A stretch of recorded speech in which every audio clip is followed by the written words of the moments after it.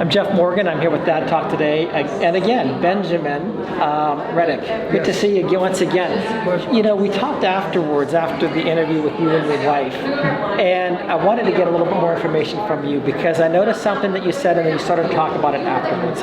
Tell me about how, when you're in the military and you get married, is the military necessarily supportive of young marriages? Does the military sometimes help to cause damage in young marriages? The rigors of being in the military are not conducive to a healthy marriage. Not a young one, because people get deployed. This is specifically, you know, if there's like an actual conflict going on. Right. People get deployed. They don't facilitate keeping your marriage together that well when those situations happen. And when you're deployed, you're lonely. When you're lonely, you're around a bunch of people who are also lonely as well. Right. You know, and if people are going to certain territories, your spouse can't come. And so these are just very dangerous scenarios for a couple to be in. Right. And especially if you're newly married. If you're newly married, it's terrible.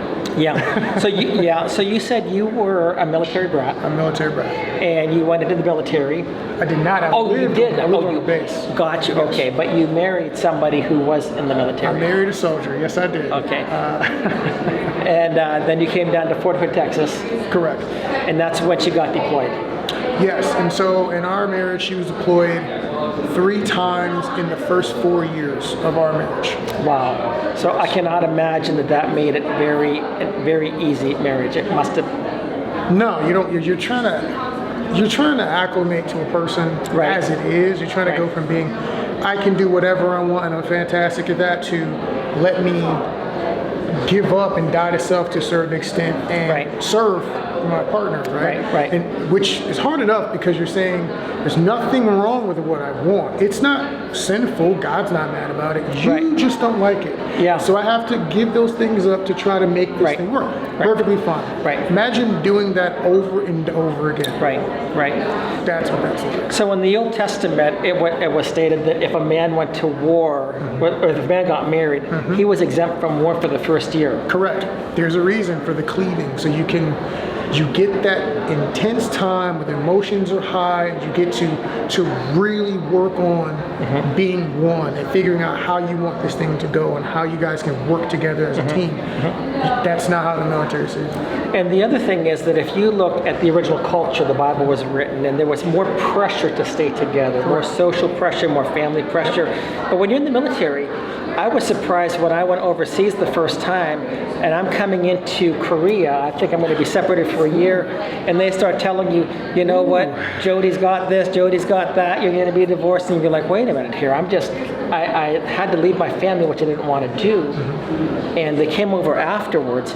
But it's like a culture of divorce. It's going to happen, it's going to happen, it's going to happen. So you don't even have that support around you in many instances. It's not a culture of self-control. It's not a culture of honoring your word, honoring your oath that you made to this person. Now, if you make an oath to the military, though, you have to honor Absolutely, yeah. You get end up locked up for that. But the oath to your spouse, not so much. And so, I mean, they say that they do that, but I'm from a military town, so I know people were going crazy. The spouses who stayed in Killeen, when people left, I saw them in the nightclubs. I saw who they were dating, and then when people deployed, my friends are deployed, I heard what they were doing in Korea. 2 people are married, but they got their overseas boo thing going on, and it's like that was not unexpected. Yeah. So I mean, then in other words, you were married for how long at the beginning? Before? I was married for 4.5, 5 years. So you were in Texas when the whole divorce took place? Yes. And you were not for the divorce? No, I was not. So, but it was forced upon you? Yes, I was at work. We were having a rocky situation. I was at work, she was deployed, she told me we're going to work some things out, we're coming back, we're making these plans. I get a call from one of my roommates. I had tenants in the house because I was by myself to make a little extra money. Hey, there's a lady here with a moving truck. What's up? What's going on? So I have to jump in my vehicle. I was on the clock, jump in my vehicle and drive 40 minutes up to the house to see what's going on because she was trying to do a maneuver. And that's how I found out I was getting a divorce. There's no paperwork, there was no nothing. And everything happened like that. So it's embarrassing. I'm coming home, my roommate's like, hey man, what's poppin'? And then at the same time, there's like her friends there, and there's some dude that's helping her do, like one of her soldiers is there. No one's called me, no one's counseled us, no one from the military said, hey, I understand something's going on, I just want to reach out. There was nothing. I was totally blindsided, and I had no recourse to slow things down, there was nothing I could do. Right. I had no options. So, and we've said, because we've argued this down at the legislature in Austin, it is a predetermined outcome. You don't get due process, you don't get equal rights protection. There's a lot of constitutional issues, but if it's a lawsuit, because divorce is a lawsuit, you should either be able to bar the lawsuit or to give proof that the lawsuit is groundless or baseless or whatever, and you should be able to, if there's no grounds, you should be able to say, you win. Winning being keeping the marriage together, at least delaying things. So do you see that, I mean, from your perspective, then having gone through this in the great state of Texas, the family-friendly state of Texas, supposedly, right? Do you see problems with the divorce laws in Texas? I absolutely do, because I know a number of people have gone through scenarios like that, and once everything is said and done, and people have had time to cool off, and maybe people have gone out and dated a bit and seen that the grass is not greener like it always seems to be. You notice that people sometimes get back together. They suddenly, it wasn't as bad as it seemed, and that happened to me, where me and my ex were talking again, and she was wanting me to come visit her in her new house when she'd moved, and I was like, well, at this point I don't trust you, so I'm not going to do that. But the whole thing being, man, if you'd had that thought beforehand, we could have worked things out. We could have not, had to go down that long, painful road. Friendships. There was so much involved. There was so much damage. Money and time. Like there's just so much hurt that was involved. Healing from the pain. Just it was unnecessary. It didn't have to go that way. Did you have children? We did not have children. Thankfully, there were no kids that had to suffer because of that. And that's where, these family law attorneys and the judges, and even in our Texas family code, they talk about the best interest of the child. And I've listened to these attorneys say, well, let's wrap things up for the children. But that is a lie, because the best interest of the child is, as you and your wife were talking about earlier, to see the mother and the father work things out. Because the children want both parents in their lives. Correct. And I've seen people with their kid, they get a step dad. I've had friends who get with a female and she has a kid, and that child is like 7 or 8, and the entire time that stepdad is there, that kid is still pining for the biological father. And I've heard on multiple occasions where it's gone totally bad because of that, and suddenly there's a whole other situation involving because the kid doesn't want to be with that dad, they want biological dad. And that's something that I think we also need to talk about, is that in a situation like that, because people are finding themselves where they are right now, if you are not the biological dad, you honor the biological dad. You don't pretend, oh, I'm the new dad, because I've seen this happen, I'm the new mom. No, you aren't. You're not. Because the parents, the children, as you say, long for the biological. They want to know where they're from, which is perfectly reasonable. You are a steward of that child. A mentor is probably as good as that's going to get. They may at some point see you as strongly as a biological parent, but I mean, you can't walk in with that assumption that that's what you are. That's over time. That's a relationship that's developed. If the kid wants that, if not, settle for being a great friend and a resource and an adult mentor that child can lean on. Now, I take it you're a man of faith. From everything I've heard, you're a man of faith. And sometimes the church has really, well, I wouldn't say sometimes, I would say most of the times, the church has really failed in this area of marriage and divorce. They're not, they'll marry, whatever, but when it comes down to divorce is always on the table in many instances. And sometimes pastors counsel for divorce. Or sometimes the pastors hear one side of a story. And the gospel of Jesus Christ says that when you marry, when you leave and cleave, you become one flesh. That's correct. And it's, when we give our vows, many people still say till death do you part. That's right. Are you lying or are you not lying? I think that people typically, their word means absolute trash. And I'll say that strongly as I need to. people out here nowadays, we say things and our word doesn't mean anything. And there are ramifications to that. Because everything we're watching in society, in relationships, because it's all a matter of, society is a matter of mass relationship. Right. When your word no longer matters and your convenience supersedes the word of God, your own word, your children, everything, you get what we have today. Right. And that does not stop at the door of the church out there in the world. It continues once you get inside of the church. It's a matter of convenience and preference. Right. And I think that the churches are trying to, they want to have divorce recovery workshops and stuff like that. You know what? That's part of what we have. But they don't talk about divorce prevention. They don't talk about, you know what? We're not going to let you get divorced, because if you two people are believers in Jesus Christ, this goes directly against the Word of God. This goes directly, I mean, there are some instances divorce is a necessity. God, there's some crazy stuff going on. There's some crazy stuff. But in the vast majority of cases, it's completely unnecessary. And the church, one person called it the scandal of the evangelical conscience. So you seem to think that that's probably a pretty accurate description. It is. I mean, you don't have to be a theologian to just look at people and realize they don't want to bear the responsibility. Consequences is not a thing people want to deal with. And this is beyond marriage, but people learn from suffering and pain. Unfortunately, because we're not really that mature. Most of the lifelong lessons you got that like stuck and mattered, you failed, you got fired, you got broken up with, you found out she was cheating on you. It's things like that, and you're like, man, ooh. And it's a paradigm shift. And when you shelter people from the consequences of their decisions, you don't make them tough it out. You don't at least make them sweat and bleed before you give them the out. You create weak people. And I think that that's one of the problems with the state of Texas, is that when a person files for divorce, the state will always, without exception, 100% of the time, back up that person, not even consider the other spouse. Maybe an innocent spouse. Maybe a person who says, well, wait a minute, I don't agree with any of this stuff. Lying is... That didn't happen. Maybe it didn't happen. The thing that the person's talking about or mad about, they suppose happened and didn't take place. These are all it is disheartening. And then when you start talking about child support, which I did that for a while, now you get into another situation which becomes problematic. One thing that's interesting about marriage, though, is that when you read the Bible, right, marriage is one part of the relationships you're supposed to have.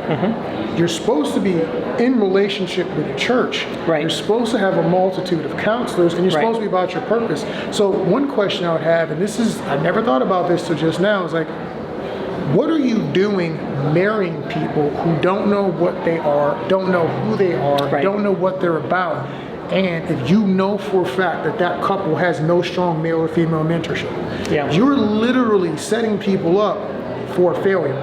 They're entering into a contract, into a contract with God and the state without the full level of faculties necessary. You know, it's a teen. You're signing a car over to a teenager. They don't know what they're doing.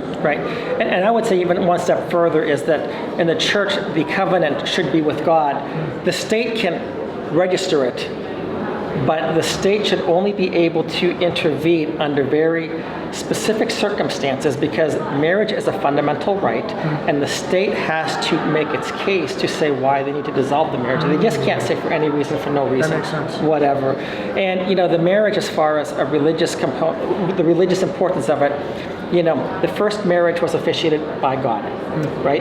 And then you have the first miracle that Jesus did was at the wedding in Cana of Galilee. And then you have the last event of the Bible being the wedding feast of the Lamb. And then you have Paul talking about marriage, and Paul says that marriage is a symbol of the relationship, of the love between Christ and the church. So, marriage is very, very important. From a state perspective, marriage is the institution that binds a father and mother together to rear children. This is the most important relationship, and as we mentioned earlier, it is now the most easily disposable relationship. It is easier to get rid of a marriage in many instances than to get rid of a cell phone contract. I used to work retention for Sprint Nextel. That is somewhat accurate. Okay. So people that are going through this right now, okay, if you were a legislator, how would you change this? I mean, we've had legislation here the last several years, and what we've tried to do, we've actually got the GOP platform changed. So on the platform, it says that we urge the legislature to repeal unilateral no-fault divorce laws and to basically to accept covenant marriage. Now, the unilateral part of it, no-fault divorce, you can make a case, whether it's strong or not, but you can make a case that if two people want to leave the marriage, and I would say if there's no children, it may not be the best thing, but it can happen. But unilateral is when one person decides, I'm going to do it, and the other person has no defense. No, that's not okay, especially when you consider the way child support is set up, always typically be against men. It also creates a situation when you talk about, community property. Right. The way that thing shakes out. And I've seen some people out there who are high net worth individuals who will lose a lot of that net worth, and they're not going to have much to say about that. See, I think that we ought to be looking at this as well. The marital estate has the marital assets. The person who leaves the marital estate should not get to plunder the assets and open the door for the attorneys to get the rest of it. You know what? For one of our LLCs, we have similar rules. For that reason, you can't just quit and just take stuff. That's not how this works. Right. Because we made a contract to do a thing, and just because your mind has changed doesn't mean we just dissolve everything. So that's actually, I like how you phrased it. Yeah, okay. So I do think there needs to be, I hate saying people earn their pain. I think there has to be some level of penalization, a cost. Right now, to get a divorce, everyone's on your side. There's no social pressure. It's like, girl, you got to live your life. She ain't worth it, man. Go be free. Go be happy. It's like, okay. So there's no social stigma. There's no, depending on how you do it, there's no financial penalization that happens. In fact, there may be incentives. Yeah, there needs to be a sticking point. Like, hey, man, if you file for divorce, just understand they get to dictate the terms. If they don't want it, they get to dictate the terms, and you owe the state X number of dollars. And it'll at least make people think twice. Hey, man, you're going to pay the state $10,000 for the wedding license. Or I'm not saying that's good because the state really shouldn't be that involved in this, but like there has to be a cost to some of these decisions, because there is a cost to society, and there is a cost to, especially if there's children. Not to mention, there's a cost to the people involved. Absolutely. You damage each other when you force that separation. Absolutely. I'm 100% with you. But we had a case that we took to the Supreme Court last November, I believe it was. They denied hearing the case in January. But it was actually a case in Pennsylvania that that was taken to the Supreme Court. When I say we, I had some influence, but mostly it was other people that were doing it. I was involved with the whole thing. But the whole idea was that the divorce statute in the state of Pennsylvania basically did not give a fault. A fault was not necessary. So. And therefore what it did is that one person said, I believe my marriage is insupportable. The other person said, well, I didn't. Exactly. Now the state always, without exception, sides with the person who says it is. This now becomes viewpoint discrimination. It now becomes a violation of the First Amendment because you are establishing a religious practice, more or less. It's a doctrinal issue. The person who actually wants the divorce gets it. The state always, without exception, sides there, and it becomes an issue of due process, among many other things. But those are the three arguing points. But anyway, so that's what's going on here. But you would be behind something like that. I would. There's too many effects that come from these sorts of things, and we never think about where those decisions, what the next step is, And we're seeing a lot of that in our society now. We made decisions 10, 20, 30 years ago. And those principles are carrying forward and are having some unintended consequences. And Ronald Reagan signed No-Fault Divorce in 1969. We've had 50 years of No-Fault Divorce. Destruction of the family. You destroy the family and you're surprised that society is being destroyed? Not really? Shocked. Not shocked at all. It's so weird how people get the woman tends to get the kids. It's generally how that goes. It's so weird how many young boys transition. It's just strange how some of those scenarios, we're becoming far more feminine. I wonder if there's link in there. There's a huge big link. In fact, I could introduce you to somebody here who's going through this right now because of that purpose, that exact phenomenon. And I've been hearing about it more and more and more. And usually, and I don't mean it in a prejudicial manner, usually it's in a situation where the mother has custody of a child, and sometimes it's designed to get back at the father or to have revenge. But anyway, let's not go there because that's going to be a little bit too controversial right now. But anyway, I just want to thank you for talking about this issue. Hope to see you again sometime. And you know, we are trying to repeal unilateral no-fault divorce. Unconstitutional. It's bad for society. It's bad for children. As you mentioned, it damages people. The effects of divorce are catastrophic in our society. So speak out about it as well. Thank you so much for doing so right now. Thank you for what you're doing. Thank you. Thanks.